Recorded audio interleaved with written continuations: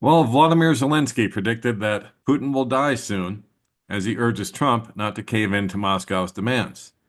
The Ukrainian president's damning assessment came during a sit-down interview with reporters in Paris. Well, just a little while ago, this popped up on Hal Turner radio show. A limousine from the Putin Motorcade explodes and burns like that. So an RS brand limousine from Vladimir Putin's official motorcade has exploded on the streets of Moscow, just blocks from the FSB HQ. It is not yet known if an explosive or incendiary device was utilized. It is also not yet known if the device was placed on the limousine or went off as the motorcade was passing it, hidden in a sewer. There's no visible blast damage to the windows or buildings surrounding the scene, so there are questions about the circumstances of this, but nonetheless, it did blow up and start on fire. And of course, like I just showed you, it was just earlier this week, in fact, yesterday's when that report came out, that Zelensky of Ukraine went on TV and said Putin's going to die soon, and this will all be over. He then followed up by saying, Putin is old and I am young, bet on me. And so there we go. We'll leave it at that for now because I think they just tried to take out Putin. And when I say they, I'm talking about Ukrainians, probably the Ukrainian intelligence service, and also the CIA. Guys, something like this, an assassination attempt on Putin, does not happen by Ukraine doing this on their own. This happens in coordination with NATO, including the United States.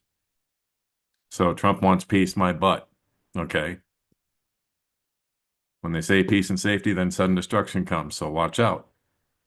This war is about ready to explode, literally. And then also Iran.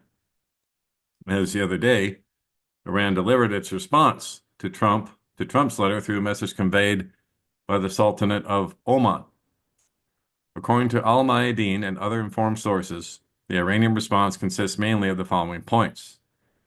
Number one, I should back up maybe just a second. This is in response to Trump's letter to Iran, threatening them with military action within 2 months if they don't come up with a new nuclear deal. So this is Iran's response to that letter from Trump, just so that everybody's clear on that. So the first point is this. Number one, Iran reaffirms that it will not negotiate directly with the United States, especially under the policy of maximum pressure, and it rejects the American approach categorically.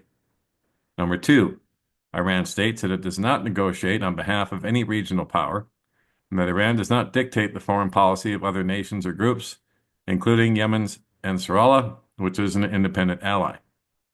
Number three, Iran states it will not accept Trump's unrealistic conditions and that U.S. demands were so extensive they cannot be entertained even hypothetically. And I'm sure that was by design.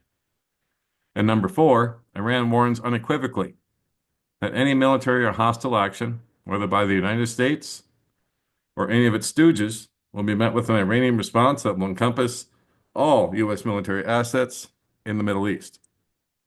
And there you go. Yeah, they've got 5,000 missiles ready to go on U.S. bases right now, according to the reports that I've read. Also, Iran predicted that the Middle East will blow up like a spark as Iranian speaker warns Trump against attack. So the parliament speaker, Mohammed Kalibaf, if the Americans attack the sanctity of Iran, the entire region will blow up like a spark in an ammunition dump. I imagine it would. So Tehran would strike U.S. bases in the region if Washington follows through on its warning of military consequences for Iran in the absence of a new nuclear deal. U.S. President Trump said earlier this month he had sent a letter to Iran's Supreme Leader Ali Khamenei warning that there are two ways Iran can be handled, militarily or you make a deal. He said if the Americans attack the sanctity of Iran, the entire region will blow up like a spark in an ammunition dump. Their bases and those of their allies will not be safe, Kalibaf said in a live speech at the annual Al-Quds Day that marks the last Friday of the holy month of Ramadan. Khamenei has called Trump's message deceptive, and Foreign Minister Abbas Araki said that on Thursday, talks were impossible unless Washington changed its maximum pressure policy.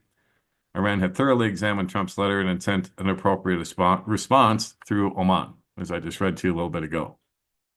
And so there you have it, guys, the latest from Iran and from Russia and Ukraine. It looks like things are still sitting on go. It's just a matter of when it all blows up. And as you can see from Russia right now, and this probable assassination attempt, or maybe a botched one, I don't know. Just happened to Putin's motorcade as one of his limos blew up.